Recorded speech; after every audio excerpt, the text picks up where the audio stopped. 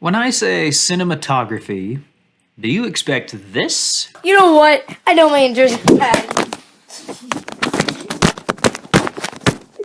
Or this?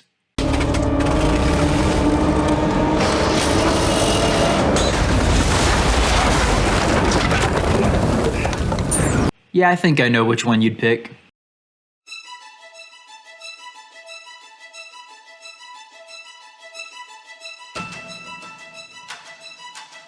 Movie making is hard.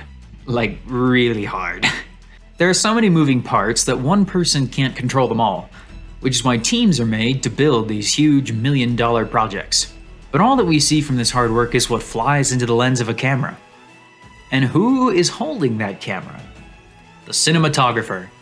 The person responsible for getting us the best-looking movie they can make.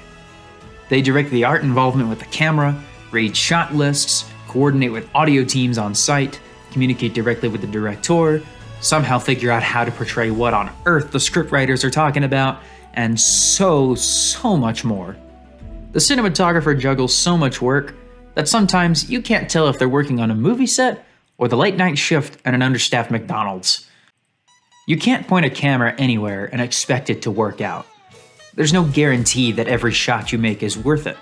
So when you shoot, you need to shoot it right. Cinematographers hopefully keep that consistent. They're right in on the action and do whatever they can to be involved. Unless it's Uwe Boll. If you don't know who that is, good. Best to keep it that way. When doing their job, cinematographers use all kinds of fancy gizmos. Tripods, gyros, dolly grips, drones, and more. But the most basic of them all is the camera.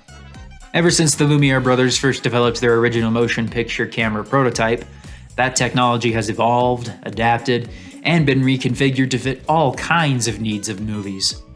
They've had to be inserted into computer programs for animated movies, retrofitted for underwater exploration and filmography, and even prepared to be shot into the depths of space to send back some of the best looking photos I've personally ever seen. After knowing what these things can pull off, who wouldn't want to mess around with one of them? It's downright inspiring. All other pieces of camera equipment serve to make it easier on the cinematographer who's got to get just the right shot. The shots themselves are composed through some paperwork that movies go through, which include both the script and the shot lists. Both describe the audience's point of view and are basically the translation that the cinematographer needs to get the job done.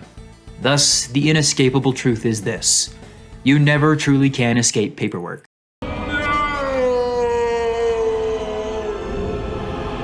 But at least you can make it fun. Storyboarding is also a very useful tool. Pioneered by Walt Disney during the early years of his company, it brought the vision of the director to everyone else. If everyone else can see what you're trying to do, then they can work better as a team to accomplish it, and storyboards portray exactly what it is that the director wants to see on the screen at that time.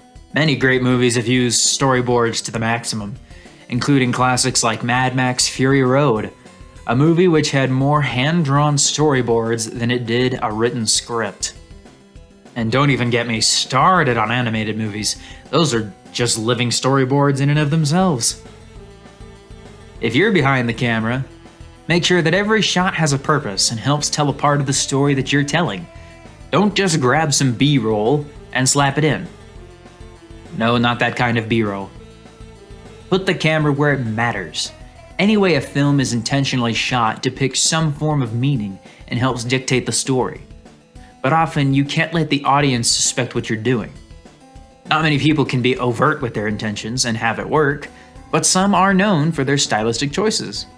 People like Wes Anderson, Roger Deakins, and Denis Villeneuve are amazing with how they picture their scenes. Their individual style and flair stand out in their camera work.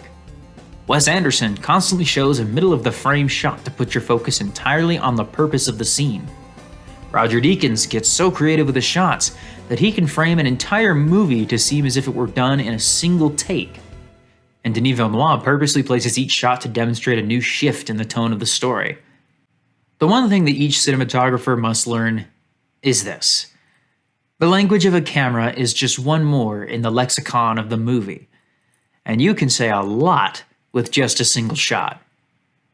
In that case, one should take the extra care to give it their best shot.